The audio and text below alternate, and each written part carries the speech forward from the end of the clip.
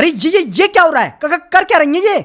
आप लोग यही सोच रहे थे ना? समझ गया था मैं। तो क्या हो रहा है मैं आपको बताऊंगा थोड़ी देर बाद। तो चलिए शुरू करते हैं आज का ये मजेदार फनी व्लॉग। हाँ जल्दी शुरू कर। तो अभी मैं नानी के गांव में हूँ, नानी के घर में, और समय हो रहा है दोपहर का। और दोपहर के समय में गांव में दो चीजें होती हैं। पहला तो लोग दोपहर के समय में खाना खाते हैं, और दूसरा बड़े बुजुर्ग पत्ते खेलते हैं। तो मुझे तो खाना खाना था, तो मैंने अपनी नानी से, जिनको मैं अम्मा भी बोलता हूँ, खाने की थाली मांगी और वहां से आगे की तरफ जाने लगा। तभी मेरे द्वारा एक छोटा सा एक्सीडेंट हो गया। आप लोग देख ही सकते हैं कि नीचे खून ही खून पड़ा हुआ है। हाँ, ये बात लगे कि खून का रंग पानी के जैसा है। क्या कर दिया तूने?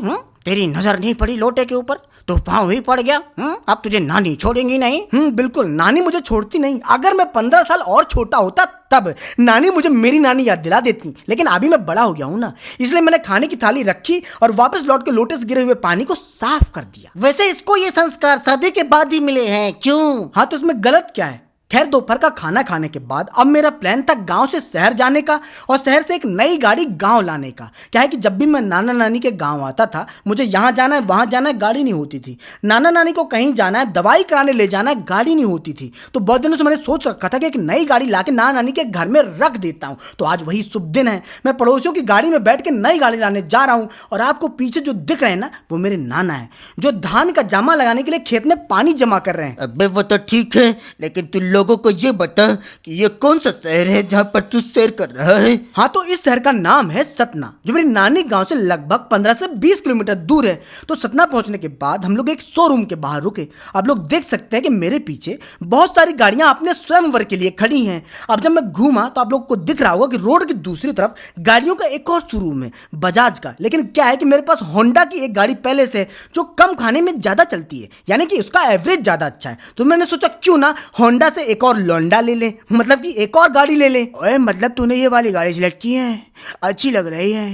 कितने की पड़ी? गाड़ी कितने की पड़ी? गाड़ी तो 84,000 की है। ओए, लेकिन अब ये क्या कर रहा है? तू भी काते आदमी है क्या? अरे कुछ नहीं, नई गाड़ी के साथ प्री वेडिंग शूट हो रहा है। मतलब कि जैसे मैंने गाड़ी बाहर निकाली, वैसे ये भैया बोले भैया गाड़ी के साथ फोटो खिंचवा लो। मतलब कि जितनी बड़ी गाड़ी नहीं ली, उससे बड़ी चाबी हाथ में पकड़ के फोटो खिंचवा रहा हूँ। खुद ही देख लो। लेकिन लोग नई गाड़ी लेने के बाद कुछ मीठा भी लेते हैं। लगता है तो मीठा लेना भूल गए। अरे नहीं भूला भाई, मिठाई की दुकान के बाहर ही खड़ा हूँ। विश्वास नहीं हो रहा है, मतलब मेरी बात पे विश्वास नहीं हो रहा है तो खुद ही देख लो। मिठाइयाँ जेल के अंदर बंद हैं, मतलब कि कांच के अंदर बंद हैं। तो 1 किलो मिक्स मिठाई 400 रुपए की लेने के बाद हम लोग वहां से आगे बढ़े। अब क्या है कि रास्ते में चंदी माता का एक मंदिर पड़ता है, जहां पर नानी ने आदेश दिया था कि नारियल फोड़ के आना है। तो वहां पर नारियल फोड़ने के बाद हम लोग वापस अपने नानी गांव, यानी कि अपने गांव में लौट आया। अरे वो तो ठीक है, लेकिन ये बता तेरी नानी कहाँ पर है? वही तो मैं भी ढूंढ रहा था कि मेरी अम्मा कहाँ है। तो ढूंढते ढूंढते जब मैं घर के अंदर गया तो देखा कि नानी तो गहरी नदी में सो रही है, मतलब कि गहरी नींद में सो रही है। तो मैं घर के बाहर आ गया। लेकिन थोड़ी देर बाद जब नानी गहरी नदी से बाहर आई तो मैंने नानी को गाड़ी को नानी के दर्शन कराए। अयो, लेकिन मेरे को ऐसा लगता जैसे तू नानी के लिए गाड़ी की जगह भैंस लेके आता ना, तो नानी ज्यादा कुछ होती। हाँ, ये तो है, क्योंकि भैंस दूध देती खाने के लिए और गोबर देती कंडे बनाने के लिए। गाड़ी तो बस धुआं छोड़ेगी। और वो जो पीछे साइकिल खड़ी दिखाई दे रही है ना, वो इसके नाना की गाड़ी है। हाँ, और जब मैं नानी को गाड़ी दिखा रहा था तो मोबाइल से वीडियो भी बना रहा था। तो नानी अपना चेहरा मेरे मोबाइल के पास लाई, ये देखने के लिए कि कहीं उनके चेहरे का मेकअप तो नहीं उतर गया। अब आप लोग देख रहे होंगे कि मैं खेत में बैठा हूँ। वैसे तो मैं पहले बहुत बार खेतों में बैठा हूँ, लेकिन बैठने का उद्देश्य अलग था। समझने वाले समझ गए होंगे। खैर, तो मेरे पीछे आप लोग देख रहे होंगे कि मेरे नाना नानी भी हैं। अब यहीं बैठे बैठे मुझे एहसास हुआ कि मेरे नाना नानी के बीच में जो पति पत्नी का रिश्ता है ना, वो अभी तक खत्म नहीं हुआ है, ताजा है।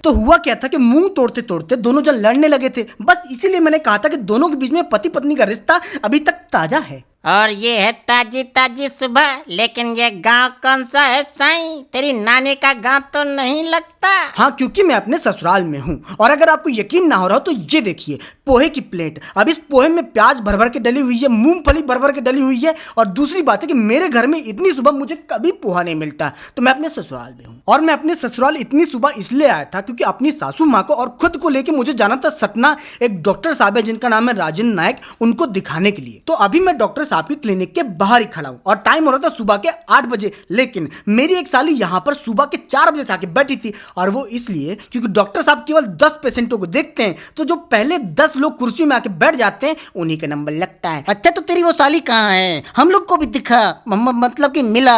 हाँ, तो यही है मेरी वो साली जो सुबह के 4 बजे से डॉक्टर के यहाँ पर आकर बैठी थी। अब क्या है कि हम लोग को गांव से आना था और ये सतना में ही रहती है, तो इसके लिए नंबर लगाना आसान था, इसलिए हम लोगों ने इससे कहा कि हम पे एक एहसान करो, हमारा नंबर लगाना आसान करो। और तूने उसका एहसान 10 रुपए के चाय पे आकर उतार दिया? नहीं, मैं उसको उसके घर तक छोड़ के आया और फिर उसके ही घर में भरपेट खाना खाया। अब कंफ्यूजन हो गया कि मैं उसको उसके घर तक छोड़ने गया था या भरपेट खाना खाने। अब क्या है कि डॉक्टर साहब नंबर तो 4 बजे से लगवाते हैं, लेकिन देखते 11:30 बजे से।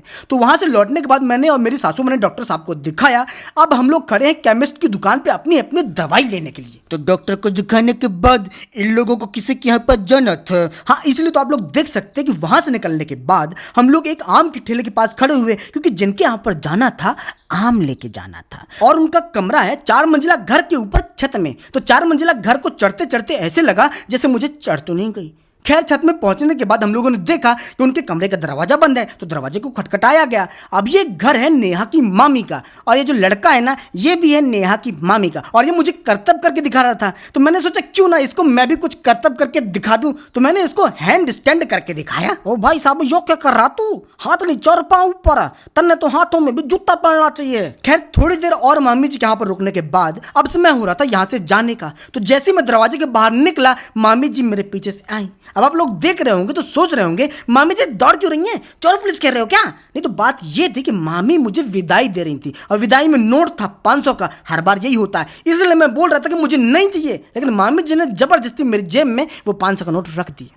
अब 500 का नोट लेने के बाद मैं वहां से निकला, लेकिन निकलते वक्त मेरे साथ में मेरी सासू माँ तो थी, साथ में उनकी बहन भी थी, यानी कि मेरी वाइफ की मौसी। ओए, तो इसमें दिक्कत क्या है? हाँ, तो दिक्कत ये थी कि मुझे बहुत जोर से, बहुत भयानक जोर से 1 नंबर लगी थी, और मेरे पीछे 2 महिलाएं बैठी थी। तो उनको तो मैं बोल नहीं सकता था ना कि 1 मिनट गाड़ी रोकता हूँ और पेड़ के पीछे किनारे रोड में जाता हूँ, नहीं बोल सकता था ना।